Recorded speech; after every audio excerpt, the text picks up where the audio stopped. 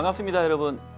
2021학년도 대입 학생부 종합전형 대비 자기소개서 작성 방법을 강의할 삼일여자고등학교 교사 신희범입니다.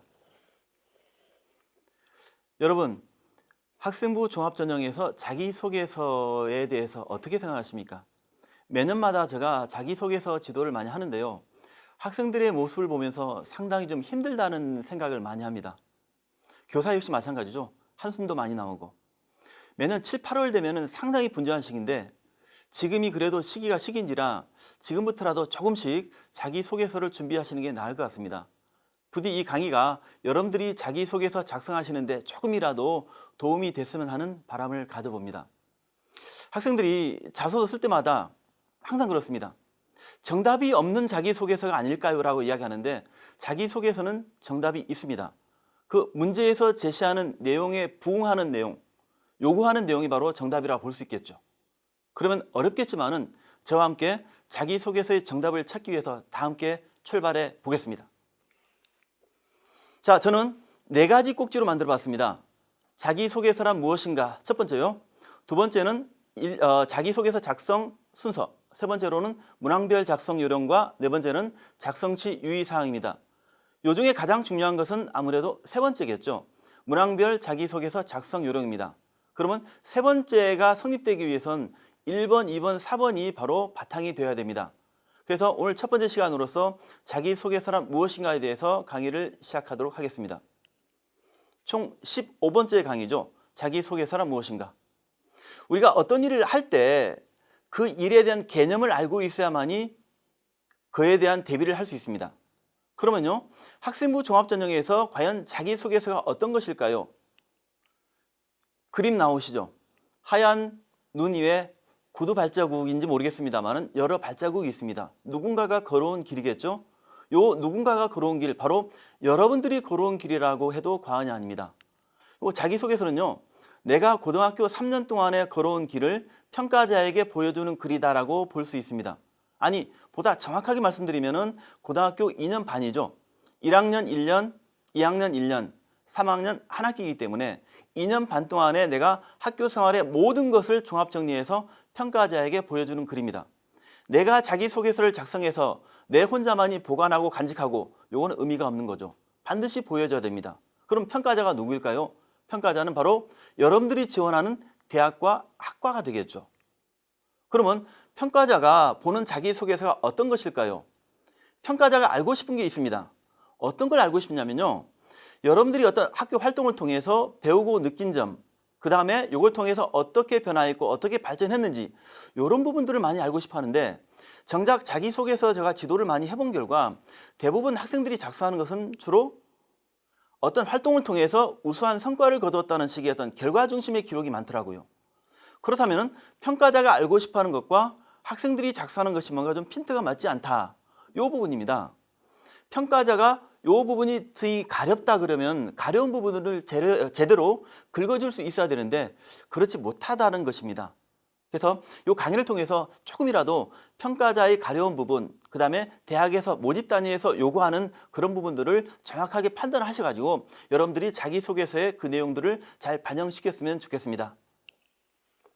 평가자도 사람인지라 평가자 역시 재미있는 자기소개서를 보고 싶어 합니다. 여러분들 입장을 한번 바꿔 생각해 볼까요? 여러분들이 만약에 평가자다, 어떻게 할까요? 수많은 자기소개서를 봅니다. 그것도 짧은 시간에요. 짧은 시간에 많은 자기소개서를 본다면 나만의 뚜렷한 색채가 들어있는 자기소개서를 더 보고 싶어 합니다.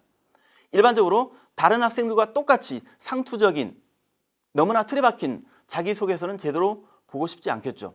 마찬가지입니다. 그럼 여러분들 어떻게 준비해야 될까요? 이제는 일반적인 자소서가 아니라 새로운 내용과 새로운 패턴의 자기소개서를 써야 될 때가 아닌가라는 생각이 듭니다. 하나의 예를 들어볼게요. 국어국문학과에 합격한 학생인데요. 이게 바로 참신한 내용이다, 새로운 패턴의 자기소개서라는 제목으로 예를 들었습니다. 자, 보통 국문학과 학생이면은 그러면 국어 공부와 관련된 내용이 적혀 있어야 되는데 여기서 수학을 공부하면서 왜 여기서의 식은 성립되지 않고 이렇게 출발하고 있죠.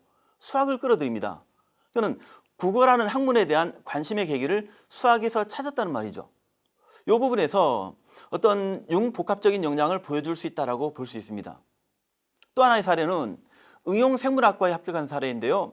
자연계열 교육과정을 이수하면서 인문학은 휴식과도 같은 존재였습니다라고 이야기를 합니다.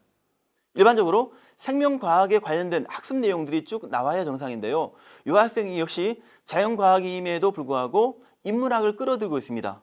이런 측면에서 융합형 인재로서의 모습을 잘 보여주는 사례라고 볼 수 있습니다. 뭔가 좀 창의적이죠.